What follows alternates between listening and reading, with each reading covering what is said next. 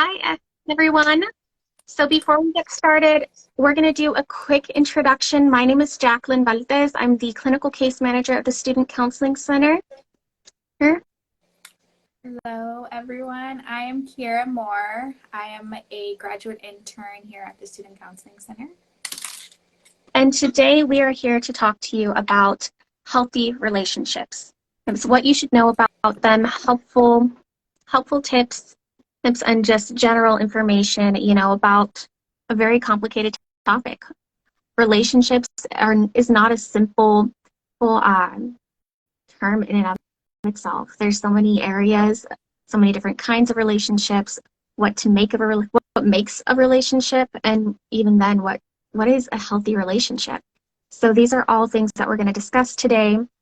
And before we get started, I want to thank you again for joining us with the SCC, the Student Counseling Center, for our Instagram Live. We generally are going to share information because, today's Valentine's Day, so happy Valentine's Day, everyone.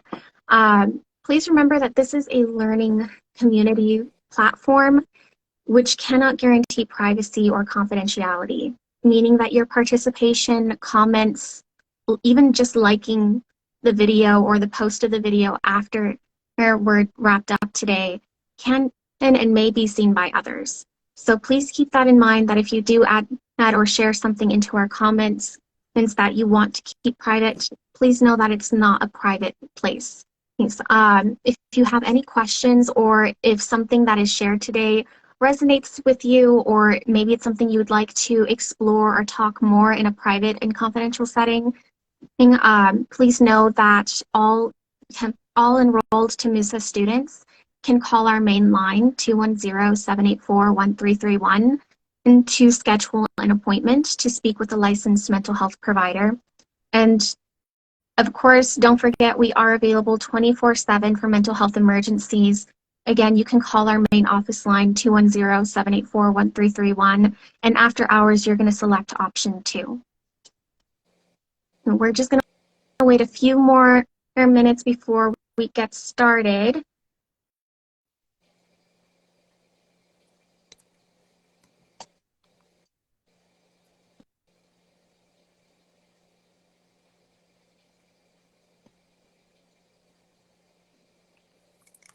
Okay. You ready, Kara? Yes.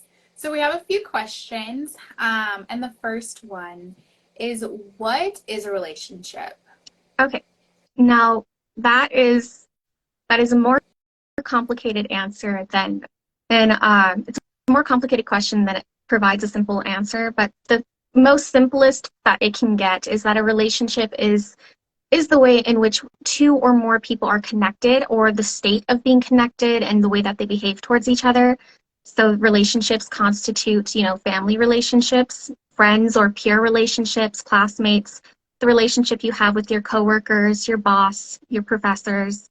And so it's really just the context of how we know each other and the way that we interact with each other. Which, yeah, definitely sounds complicated, considering we can have relationships with anyone. With that being said, what determines a healthy relationship versus an unhealthy relationship? So healthy relationships tend to have 5 primary elements. The first being honesty, transparency, accountability, ethical actions, and proof of alliance. This is the essence of a healthy relationship. Now, characteristics of an unhealthy relationship typically emanate control, hostility, dishonesty, disrespect, dependence, intimidation, and violence that could be either physical, emotional, or sexual.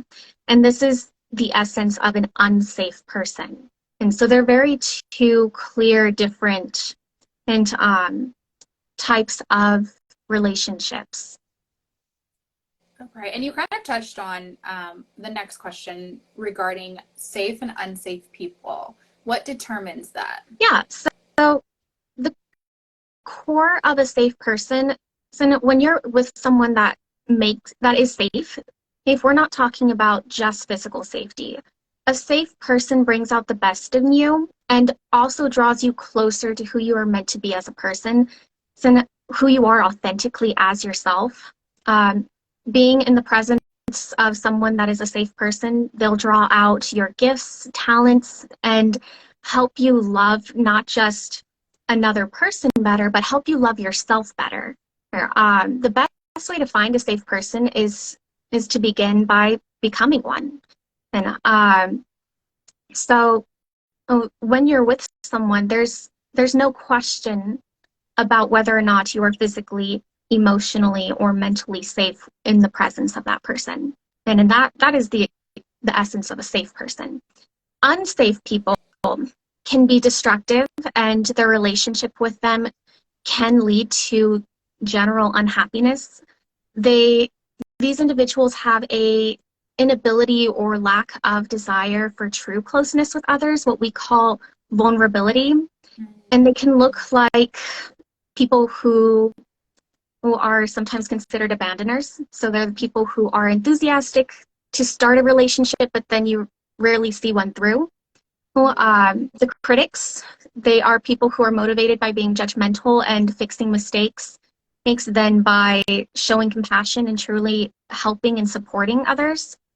The irresponsibles, which can be fun and spontaneous, but you can never count on them to be there for you when you need them to be reliable and stable. They're very inconsistent.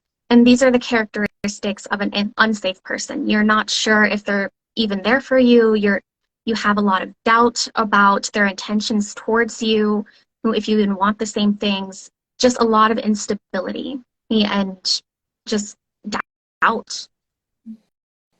Mm-hmm. And I think society would call these unsafe people something like a red flag. Yeah. So, with that being said, what are relationship flags and what do the different colors mean? Yeah, so you touched on them. So the flags in general are just indicators of things that we're looking for or looking out for in relationships that make our instincts go, this doesn't seem right, this doesn't feel right, I don't know if I like this. And it's important to have an understanding of what you're looking for in a relationship, but it's also important to know what you're avoiding in a relationship. So red flags, as you mentioned, are our warning flags. These are flags that indicate unhealthy or manipulative behaviors. So think back earlier to how I described unhealthy relationships. This could include boundaries that are being crossed, like values, ideas, or even your physical body.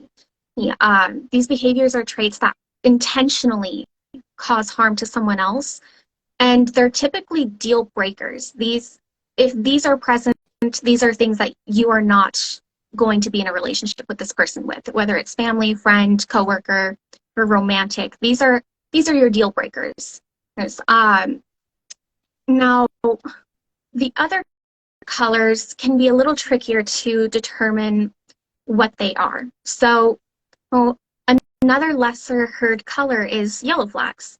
These are the subtle warning signs that represent behaviors or traits that we may not necessarily feel comfortable with, but you're not sure if it's a deal breaker. So yellows tend to be something that isn't harmful, it's not a serious threat, but something that you don't have in common with another person or wish you did. So for an example, if it's a yellow flag, if you guys don't have the same music tastes or you don't like the same kind of movies, these aren't an issue in and of itself, because you can renegotiate or compromise. So, Kiara, what's your favorite music? R&B, of course. Yeah. Okay. So if there is an R&B concert and you're like, I really want to go, and you're inviting me, I'm not going to go to every R&B concert with you, but I might go to one or two, just to be there with you. I'm not going to tell you not to play it in the car if we're driving together. Or I'm going to negotiate, So if let's say I'm a big rock and roll fan and I like Metallica. If you don't like Metallica, you're going to cooperate with me. And okay, we're not going to pay Metallica all day, every day. But, there's going to be a compromise. Now, orange tends to be a little bit closer to being that deal breaker because it's not painful yet. But these are issues of power and control. So if I were to tell you, I don't like it when you wear that outfit, it's not causing any physical harm, but it is starting to emanate control over somebody else's own autonomy, you know, which is the ability to govern yourself, make your own choices. So orange flags can look like spending less and less time doing things that you enjoy, maybe tiptoeing around that person to not make them upset, dismissing your own boundaries and beliefs, saying it's fine, it's okay when it doesn't feel like it is.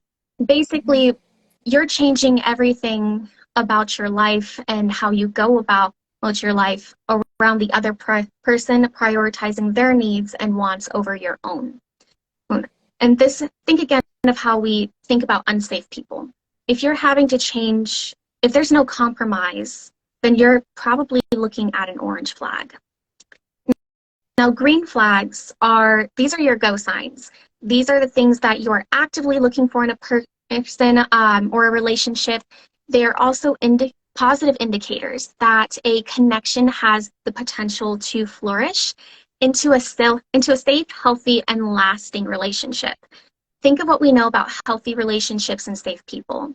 The feeling of honesty, feeling safe, feeling that you can trust your vulnerability with somebody else, that you know where you stand with that person. Okay. So with that, and saying that we learn a lot of things through experiences, Mm-hmm. would you say that one's childhood really impacts a relationship? So I'm not going to pretend that it has absolutely nothing to do with the way that we navigate relationships, because in childhood, that's our first experience with relationships, with our parents, with our siblings, with our classmates in elementary school or pre-K or kindergarten, our relationships with teachers. So we do tend to have a composite or an overall picture of people who influence us in the past, from their looks, personality, tone of voice, behavior, and other traits. It's and people will tend to gravitate towards relationships that resemble the ones that they are familiar with. This could be choosing to be in a relationship either intentionally or unintentionally because you know what to expect from a person with that type of personality. Yeah. Mm-hmm. So psychoanalysts actually refer to this as repetitive compulsion or an unconscious tendency to want to fix the past, recreate it, or make it better. Mm-hmm. So research does show that our childhood has a pretty good influence on our attachment styles, which is a distinct style in how somebody else will relate to another person. And there are four primary types: anxious, avoidant, disorganized, and secure. And so, knowing how you tend to build a relationship with someone else is going to help determine, how much of an impact your childhood does have on your relationships today. Okay. And I mean, we've learned so much just in this little time about relationships and people and healthy relationships and green flags and red flags. So, if I'm someone who's getting all this information, I'm now really nervous, really anxious about meeting someone new, whether it be friendship or relationship. What do I do in that situation? Yeah, sometimes in life we go through really complicated, really sticky experiences that, just stick with us. And we call this relational anxiety or social anxiety, which is, and relational anxiety is very different from social anxiety for many reasons. So there's many reasons why someone might experience relational anxiety. It could be because of past hurtful experiences, or if you're programmed to be anxious or fearful from the start of them. So think of somebody who's never experienced a positive, safe, healthy relationship. Mm-hmm. Anytime they have to build a new relationship with someone, it's going to feel terrifying because you don't know if you're safe with that person. And so here's what you can do if you're feeling a lot of anxiety. One is to surround yourself with emotionally safe people. the more you feel secure in your support, the more likely you're going to feel safe branching out and taking risks in meeting new people. The second thing you want to do is make sure that you're asking for what you want and what you need in those moments. Sometimes we can feel pressured to make a friend and give out our phone numbers right away, give out our Instagram or social media pages right away, or maybe sometimes we have people that really want to get to know us really, really quickly, and we're not quite ready to move as fast as they are. So make sure that you're asking to slow down if that's what you need, and that it's not anything personal, but you just want to take your time getting to know that person. Of course, you also want to process the pain of past relationships, and we really encourage doing this in therapy, so that you have a safe and controlled environment to process difficult experiences. And this is so that your current experience in building new relationships isn't as impacted by the past. We also want to strive to be non-judgmental. Well, and I'm not talking about just not judging a book by its cover, when we meet people, well, not making first glance judgments, but also being kind to yourself. Well, if you are not ready to make a new relationship, be kind to yourself. We are not always obligated to build a new relationship if you are comfortable exactly where you are. And of course, maintain your sense of self. Know who you are, feel comfortable with who you are, and be proud of who you are, so that you're less likely to be susceptible to unsafe people. And this, of course, ties into minimizing people-pleasing tendencies, being mindful if you're connecting with someone for reasons like loneliness instead of wanting true connection. And of course, what does connecting to this person mean to you? What do you want it to mean to you? Do you want something that's significant? Do you want it on something that's momentarily? Make sure you're really defining what it is you want out of the relationship. Absolutely. And I want to kind of touch on something that you had mentioned about people pleasing. This is something that is talked about often. What is it, and why would one be a people pleaser? Yeah, so people pleasing is the pattern of behavior in which you may find yourself often very self-conscious, conflict avoidant, if you find it difficult to say no, or if you find yourself telling others what they want to hear. And so this is very different than, just being somebody that's caring. Somebody that's caring, you're just gonna, you're gonna meet somebody else's needs or help them meet their own needs. But when you're people pleasing, you're neglecting your own needs to meet the needs of somebody else. So, and there's a lot of reasons of why this could happen. It could be a learned trauma response, which is essentially where you abandon yourself. This is also called fawning. So pleasing, complimenting, or gratifying to regain a sense of safety. Research shows that as a result, individuals can become very adept at reading others' moods, and often to the exclusion of their own. They habitually become outer focused and may lose touch with what's going on with them. So these are the people who are very, very self-aware of subtle shifts in tones, subtle shifts in like facial behaviors, body language, and they're very, very sensitive to those shifts. Now, if it's not trauma related, because it very well could not be trauma related, it could also be in which the way you were taught to receive love, meaning that you may not have been recognized, validated in your emotions and experiences by others. So you learn to neglect your own needs by hyper-focusing on the feelings and needs of others, because that's when you did receive praise, or affection. And of course, it could also be a response to oppression or stigma.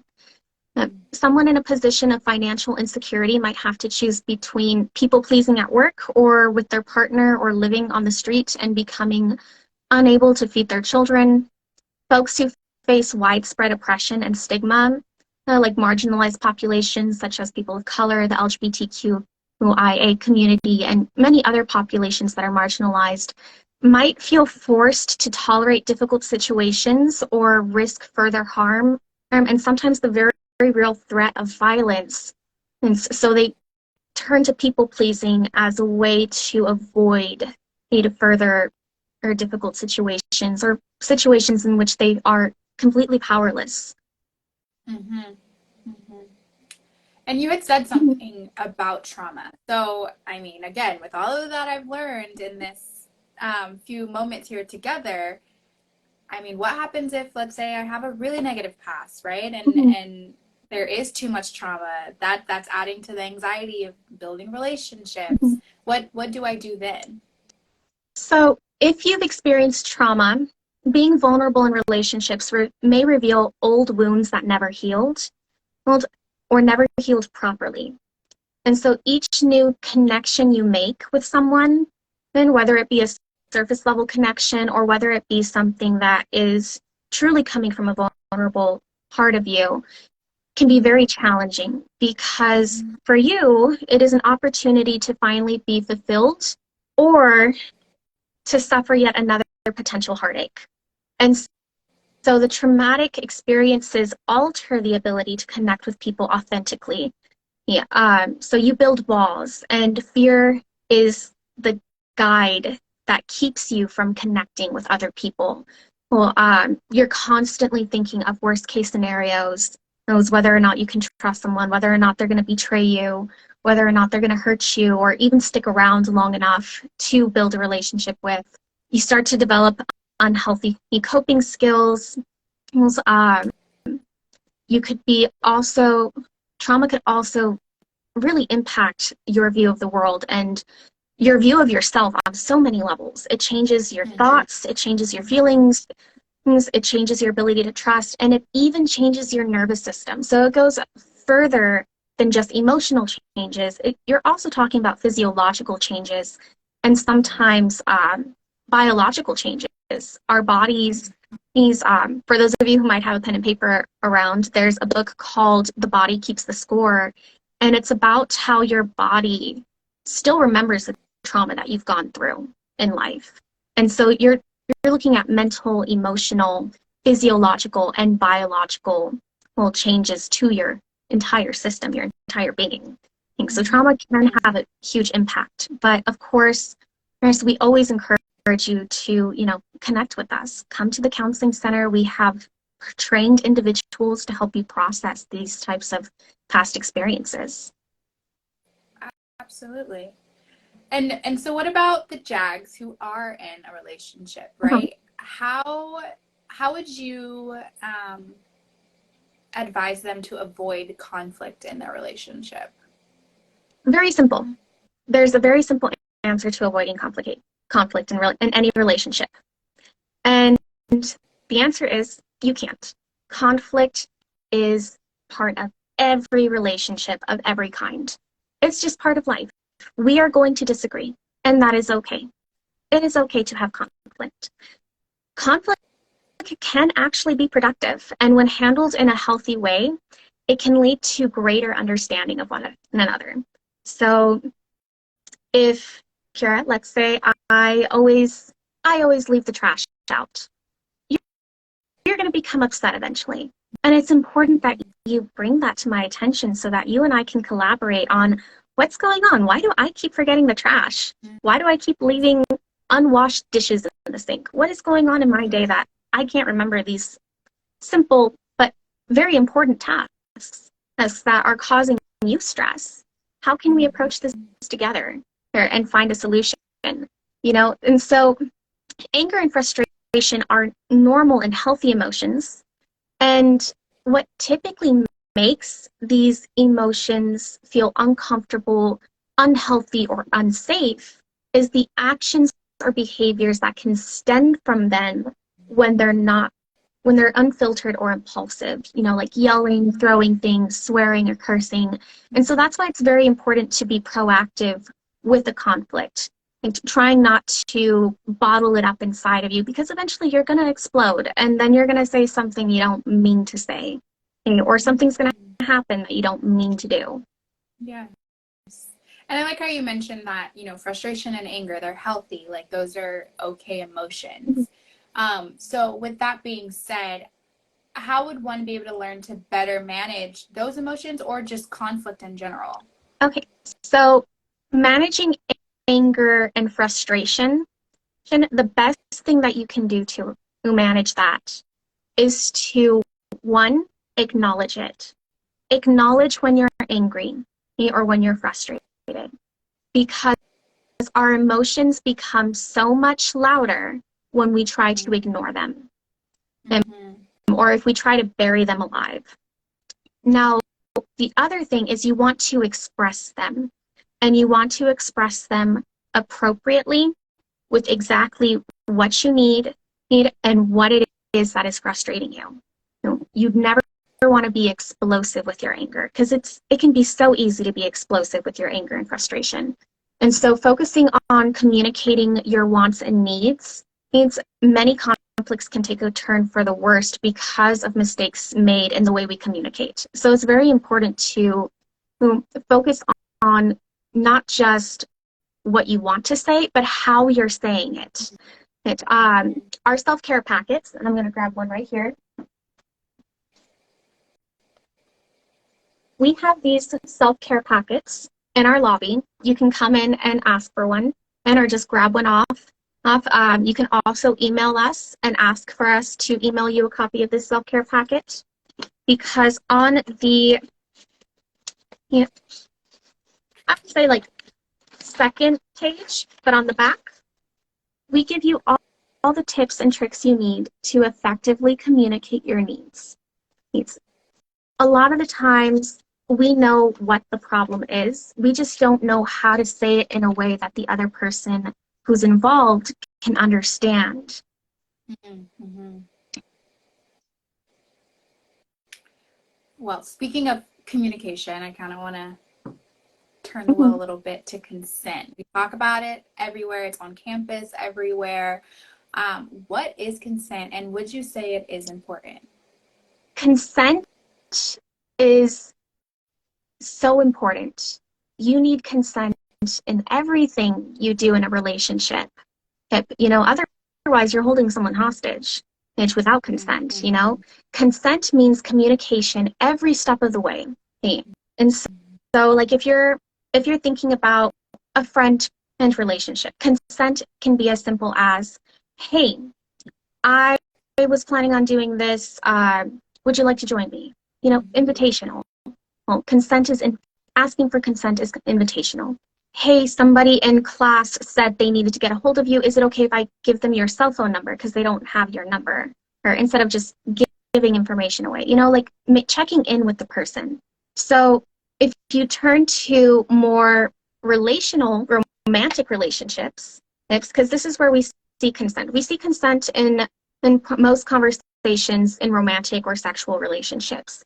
And so it's important that you don't just assume that your romantic partner is comfortable with any action. It requires a clear and enthusiastic yes. If you're getting a yeah, that's not consent. They're not comfortable, they don't feel safe. If it might be helpful to pause and check in with them.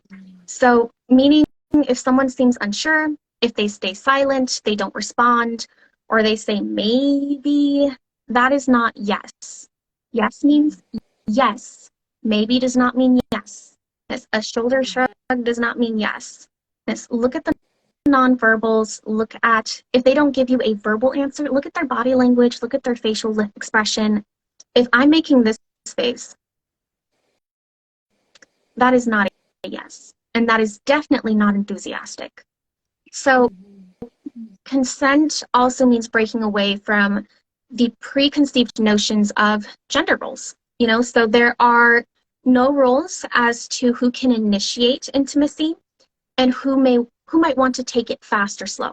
Remember how we talked about earlier, stating what we want out of a relationship, especially expressing our needs if we're not comfortable at the speed a relationship is moving? It's really important.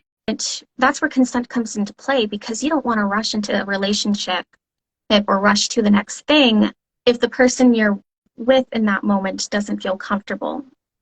So the more comfortable you feel expressing your boundaries and desires, the more pleasurable your interactions together will be. Now, consent is not a behavior. It's not. So dressing a certain way, flirting, accepting a ride, a gift, a drink, a snack, it is not a form of consent, because consent is not, it's not a bargain. It's not a deal. It's not a trade-off.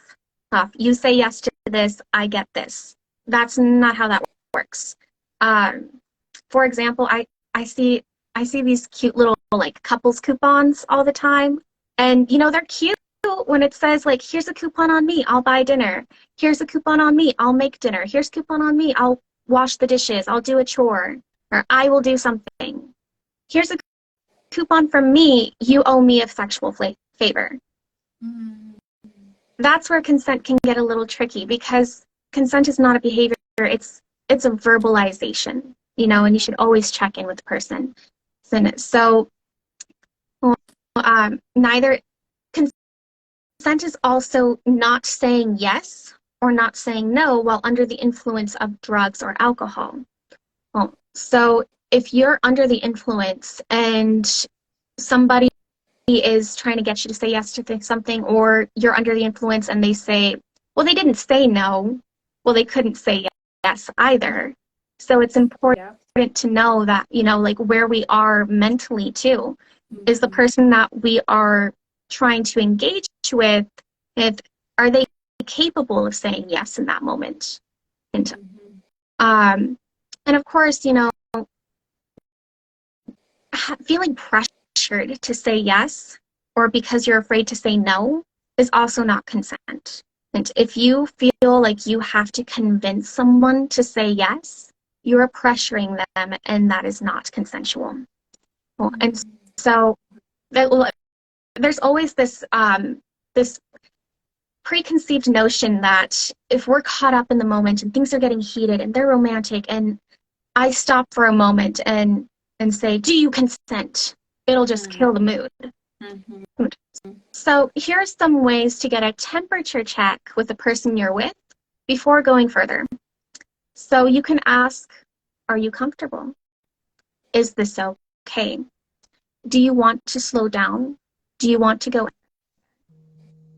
And these are these are easier ways of asking for consent without saying the pause, do I have your consent? Like, because you don't want to treat it like it's a legal document or legal agreement, but you do want to make sure, common courtesy, checking in with the person. Now, remember, it is important to get consent every time. And even if you've done something before or you're in a committed relationship, it's very important to continue consent. And a person can decide to stop any activity at any time, even if they've previously agreed to it. So if you are in the throes of being intimate with someone and they decide to say, stop, I'm not comfortable with this, that is perfectly okay. Consent is from start to finish, and it's an ongoing circle. It never ends. Absolutely. And so with kind of talking about consent and relationships, I think sometimes there's this fear of like, well, it's expected of me to do. It's expected of me to act this way or to go along with this. What would you say the role of expectations are in a relationship?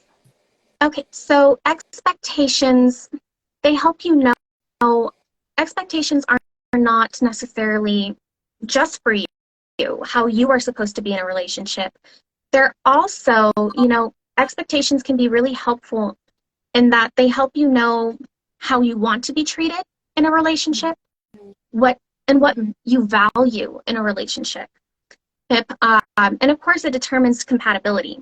So having high expectations isn't necessarily a bad thing, as long as they're realistic expectations. If we talk about the characteristics of a healthy relationship, trust, autonomy, the characteristics that we mentioned earlier, those are not considered unrealistically high expectations.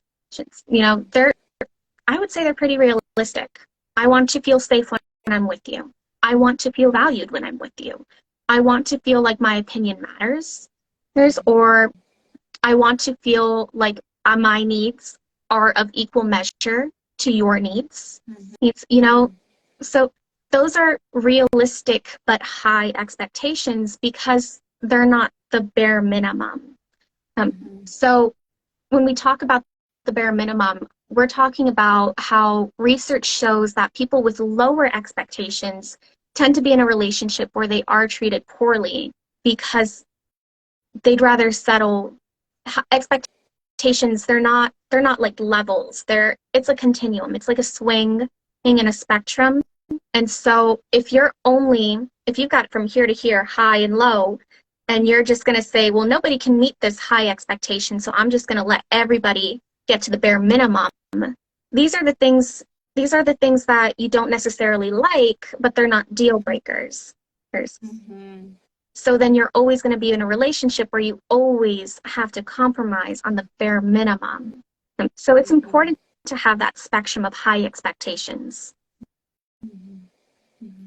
Which I think what follows that is boundaries, right? Mm-hmm. Something that's always talked about, and kind of intimidating. So, what would you say the role of boundaries is in a relationship? So boundaries are important for the health of your relationship and for keeping you safe physically, mentally, emotionally, and spiritually. There are many areas of wellness, and boundaries are there to keep you safe, your whole well-being safe.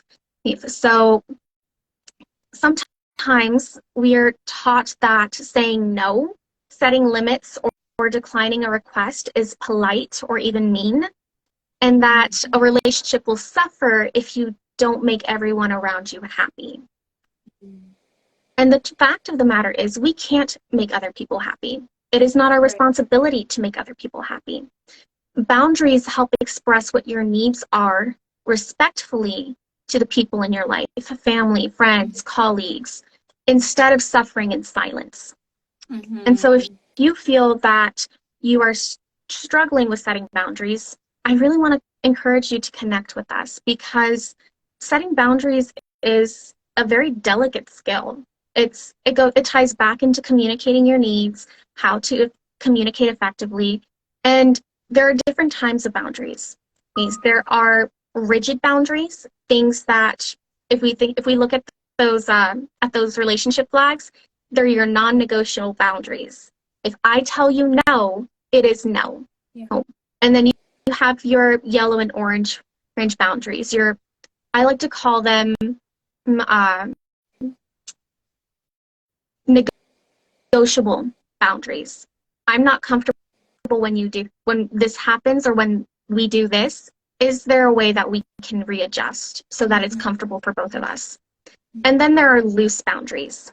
These are boundaries that you don't necessarily mind, and when they're broken. So like, if my boundary, a really good example of a loose boundary would be, hey Kira, I'm going to be out of the office after 5. I've got an appointment after. I won't be available for the rest of the day. I'm out of office. Can you try not to call me?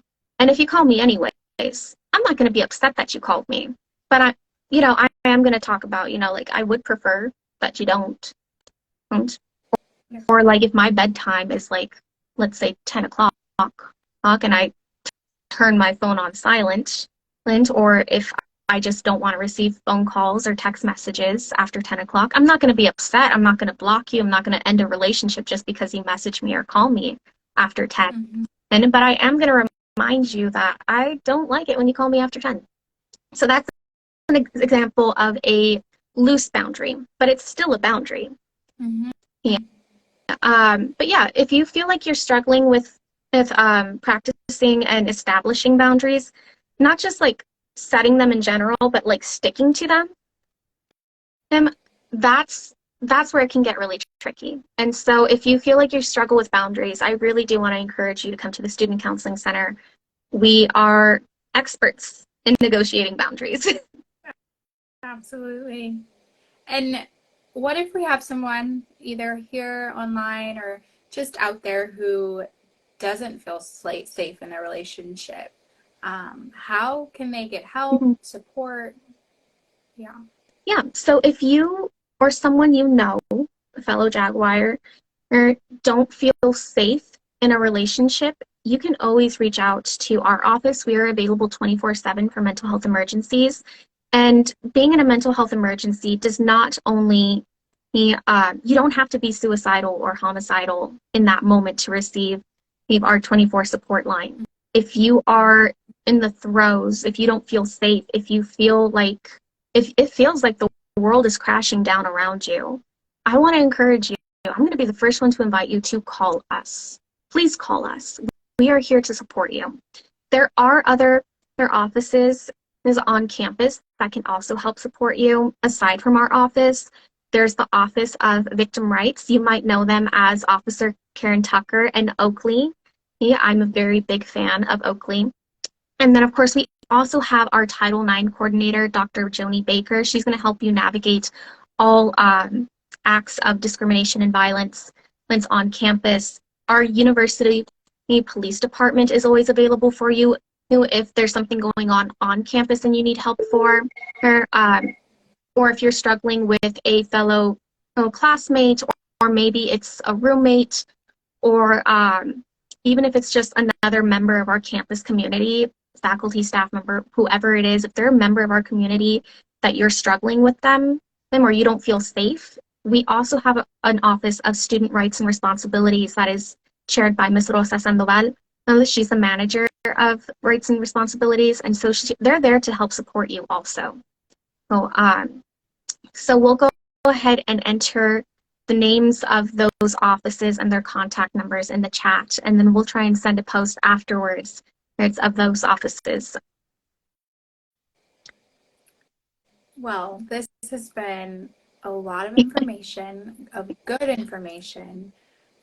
So moving forward, if I or anyone was wanting to learn more or just to know what to do with all of this new information, what would you advise? Yeah, like we really only touched on like the iceberg tip of this conversation, this topic.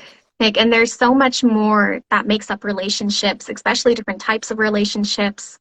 Um, so because we went over a lot of information about relationships, attachment styles, communication styles, the impacts of past experiences and trauma and boundaries, if you would like to learn more about everything we covered today or things that may not have been covered today, I really do want to encourage you to reach out to us. Schedule an appointment. We have all students can be seen for an initial consultation within 24 to 48 hours.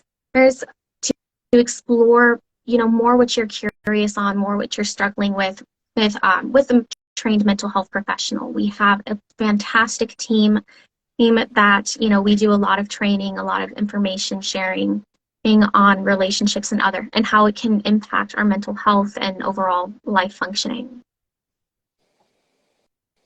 Well, thank you.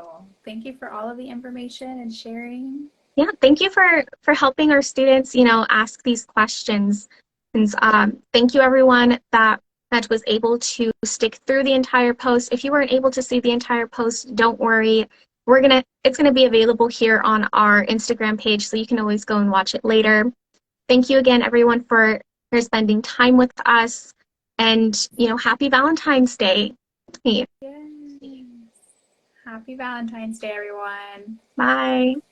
Bye.